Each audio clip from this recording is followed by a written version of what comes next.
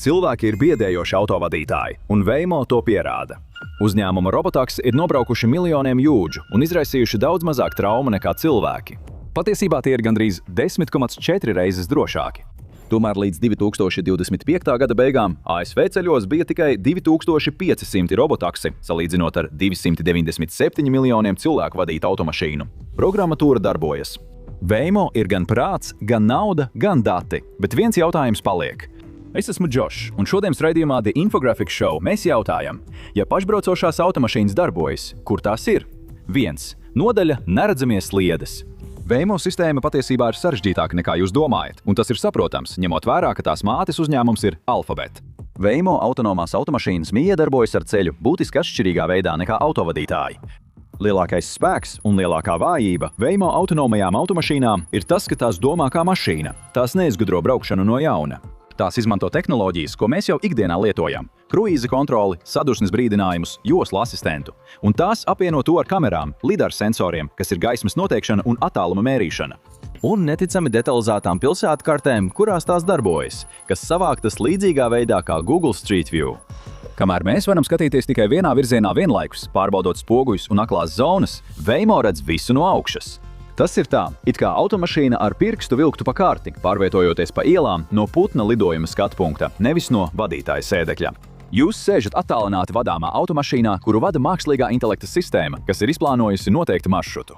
Kad maršruts ir izplānots tā, 3D pasaules modelī mākslīgais intelekts pārņem vadību.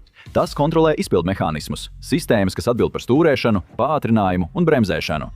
Tas ir mazāk līdzīgi braukšanai. Drīzāk izskatās, ka automašīna tiek raustīta kā marionete reāla laikā. Tas viss ir diezgan moderns un inovatīvs. Tehnoloģijas, kas pirms 20 gadiem šķistu piederīgas tikai zinātniskajai fantastikai. Bet kā tas izskaidro tās neticami iespaidīgās drošības statistikas? Jo tas, ko tas dara, patiešām ir pavisam citā līmenī. Papildus visiem tiem pārējiem rādītājiem, Waymo automašīnas izraisa aptuveni par 80% mazāk negadījumu, kuros cieši riteņbraucēji un motociklisti. Krustojumos avāriju ar cietušajiem skaits samazinās par vairāk nekā 90%. Kopumā avāriju skaits ar aizdomām par nopietniem savainojumiem ir samazinājies aptuveni par 92%. Līdz 2025. gada jūnijam Waymo apgalvo, ka ir nobraucis vairāk nekā 96 miljonus jūdžu, un tā avāriju rādītājs bija daudz zemāks nekā cilvēku vadītiem kobraukšanas pakalpojumiem, piemēram, Uber un Lyft. Tas viss ir cilvēka kļūdu dēļ. Cilvēki pārkāpj noteikumus, kad domā, ka neviens neskatās. Mūsu domas aizklīst, kad mums vajadzētu koncentrēties. Mēs braucam noguruši, satraukti, slimi vai galējos gadījumos piedzērušies un apreibinājušies. Pašbraucošajām automašīnām šādas problēmas nav. Tajās ir ieprogrammēti noteikumi, šķēršļu apiešanas algoritmi, prognozēšanas modeļi un objektu noteikšana, lai tās turētos pareizajā ceļā. Tur, kur cilvēki ir pavirši, pašbraucošās automašīnas ir disciplinētas. Tas var radīt problēmas. Tieši stingrā plāna ievērošana, kas padara Waymo braucienu tik drošu, ir arī viena no tā vājajām vietām. Īstais pārbaudījums Waymo nav uz šosejām, bet gan pilsētās. Pierādīt, ka sistēma darbojas tur, nozīmē, ka tā nav tikai dzīvotspējīga, bet arī potenciāli ir nākamais solis uz pasauli, kurā nevienam vairs nav jāvada auto. Jo pilsētas nav statiskas, tās nepārtraukti mainās, ir neparedzamas, gandrīz kā dzīvi organismi. Ja visa tava sistēma ir atkarīga no ļoti detalizētas, iepriekš izveidotas kartes, tad šai kartei ir jātīstās tikpat ātri. Ja tā nenotiek, viss sāk brukt. Varbūt plīst ūdensvads, nedarbojas luksofors, pēkšņi parādās jauna josla vai ielas aizņem būvdarbi. Oranži konusi, pagaidu zīmes, apbraucamie ceļi, strādnieki spilgti dzeltenās vestēs kustas visur. Cilvēkam tas ir neērti, kaut kas, kas kavē ātrāk nokļūt mājās. Bet Waymo automašīnai tas ir pavisam cits stāsts. Ja Alphabet nav atjauninājis kartes, šādas situācijas ir katastrofālas. Kad tu pārauji neredzamo sliedi, pa kuru darbojas visas šīs automašīnas, tās nespēja improvizēt tā, kā to varētu cilvēks. Vienīgais jautājums ir, vai Alphabet patiešām spēja nepārtraukti pārkartēt katru pilsētas centimetru, lai viņu bezvadītāja automašīnas darbotos nevainojami. Otrā nodaļa – ilgais šausmu stāsts. Tas varētu būt trūkums Waymo un izskaidrot dažus šķēršļus, kas kavē robotaksometru masveida ieviešanu, bet atceries, ko mēs teicām iepriekš. Šis nav kāds mazs silīcija ielais jaunuzņēmums. Tā ir Alphabet, Waymo mātes uzņēmums un Google un YouTube īpašnieks, kura tirgus vērtība pārsniedz $2 triljonus. Viņiem ir pieejami arī izcilākie programmētāji un inženieri pasaulē. Viss, kam viņi pieskaras, šķiet pārvēršas zeltā. Izņemot Google Gemini. Un viņi acīm redzami ir apliecinājuši to ar reāliem ieguldījumiem, pielāgojot tehnoloģijas un uzlabojot savu karšu sistēmu.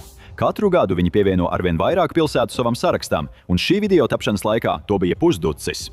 2026. gada februārī viņi sāk arī savu 6. paaudzes transporta līdzekļu ieviešanu.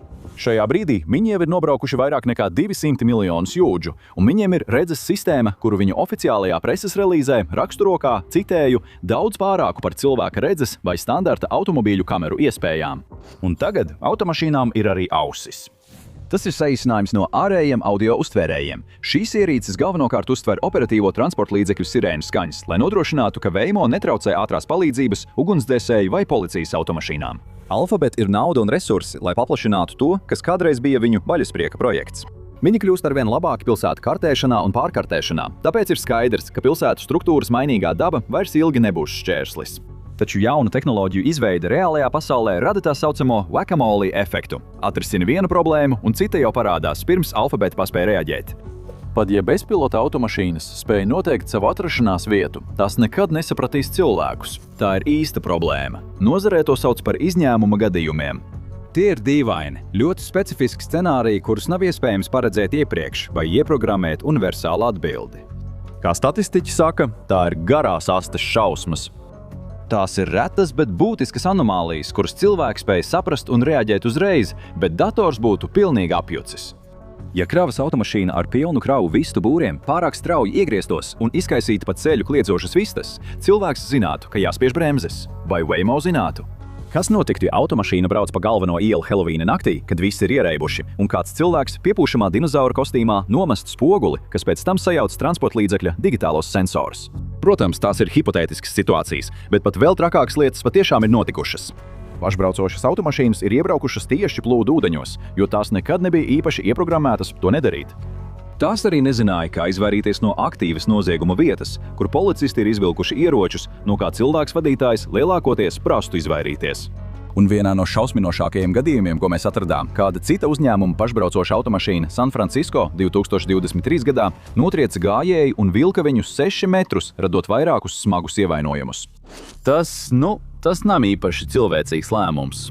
Tomēr nav tā, ka Waymo nebūtu bijis iesaistīts dažos plaši izskanējušos gadījumos, kas sabiedrībai varētu likt justies nedaudz nervoziem par iekāpšanu bezvadītāja automašīnā.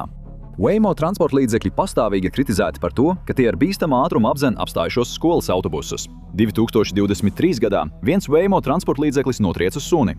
Tajā pašā gadā 2 automašīnas ātri pēc kārtas ietriecās vienā un tajā pašā kravas automašīnā.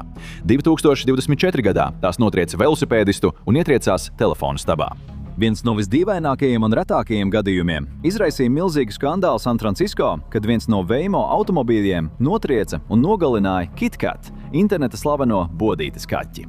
Tas izraisīja tādu sašutumu, ka vietējais pašvaldības deputāts iestājās par tādu likumu, kas ļautu pašvaldībām padarīt pašbraucošās automašīnas nelegālas. Un tas šķiet salīdzinoši nenozīmīgs, salīdzinot ar 2026. gada gadījumu, kad Waymo taksometrs aizšķērsoja ceļu ātrās palīdzības automašīnai, kas devās uz masu apšaudes vietu. Cilvēki ir cilvēka kļūdu upuri. Bezpilota transporta līdzekļi var kļūt par mašīnas kļūdu upuriem. Ar to mēs visi esam kļuvuši nedaudz pazīstamāki ģeneratīvā mākslīgā intelekta laikmetā. Šādas situācijas ir tādas, kuras var saprast tikai cilvēki, jo, mēs esam dzīvojuši kā cilvēki. Mēs patiešām varam saprast, kas notiek no iekšienes. Dažreiz patiesība un realitāte var pazust tajos nebeidzamajos neapstrādāto datu apjomos, uz kuriem tiek apmācīti bezpilota automobīļi. Un kritiķi ir norādījuši, ka tagad ir grūtāk nekā jebkad agrāk apmācīt datorus šādās situācijās. Tas ir tāpēc, ka automobīļu pakļaušana specifiskām bīstamām situācijām būtu gan bīstama, gan ārkārtīgi dārga, ņemot vērā riskus, kuriem tiek pakļauta aparatūra. Un pat tad problēma ar retajiem scenārijiem ir vienkārša. Neatkarīgi no tā, cik daudziem no tiem tu sistēmu apmāci, pasaule ir haotiska un vienmēr parādīsies jauni. Viens no ierosinātajiem risinājumiem ir izmantot virtuālas mākslīgā intelekta testēšanas poligonus, kur datoriem, kas vada Waymo transporta līdzekļus, ir iespēja izpētīt pēc iespējas vairāk scenāriju. Tas uzlabo viņu vidējo rezultātu, bet problēma joprojām paliek. Viņi joprojām nevar paredzēt visu vai reaģēt reāla laikā.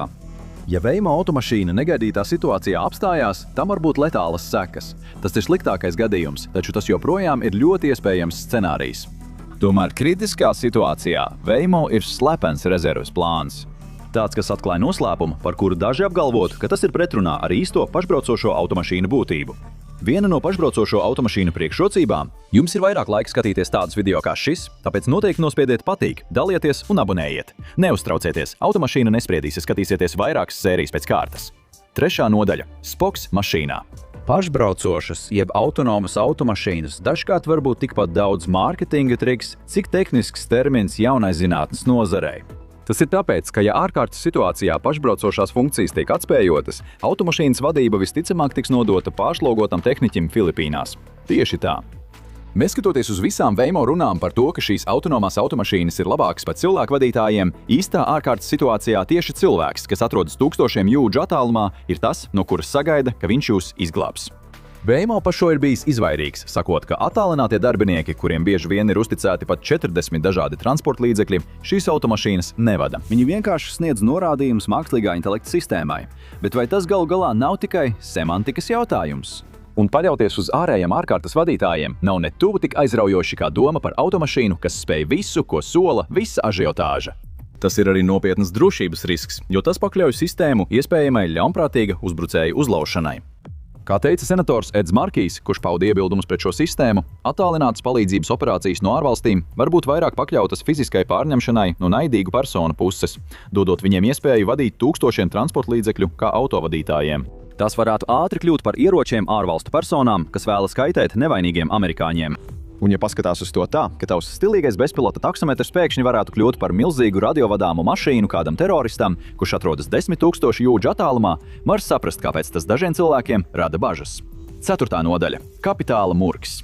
Kad atklāja aizkulises procesiem, kas ļauj Waymo sasniegt iespaidīgo drošības statistiku, kļūst skaidrs, ka šīs sistēmas ieviešana nav nemaz tik vienkārša. Ja autonomo taksometru nozare kādreiz sasniegs globālu floti ar, piemēram, 10 miljoniem bezpilota transporta līdzekļu, tad uz katrām aptuveni 40 automašīnām būs nepieciešams viens ārkārtas attālinātās palīdzības operators. Tas nozīmē, ka vismaz 1/4 miljonu šo tehniķu jābūt aktīviem un gataviem jebkurā brīdī. Padomājiet par loģistiku. Milzīgs darbinieku skaits, kas jāpieņem darbā, jāapmāca, jāmaksā alga, kā arī jānodrošina ar birojiem un aprīkojumu, lai veiktu darbu, kas burtiski ir dzīvības vai nāves jautājums. Šāda veida sākotnējās attīstības izmaksas būtu sāpīgas pat uzņēmumam Alphabet. Tas liek aizdomāties, vai vienkārši autovadītāja klātbūtne automašīnā nešķiet daudz mazāk sarežģīta, pat ja risks iekļūt avārijā virspusēji ir lielāks. Bet patiesība ir tāda, ka Waymo nekad īsti neatbrīvojās no vadītāja. Viņi vienkārši viņus pārvietoja. Galu galā, ja vēlaties izbaudīt pārvietošanos no vienas vietas uz citu par pieņemamām cenām, pašiem nevadot transporta līdzekli, mēs iesakām apsvērt iespēju iegādāties autobusa abonementu. Tagad apskatiet, kā Jaguar iznīcināja savu 102 gada mantojumu 30 sekundēs, vai arī noskatieties šo.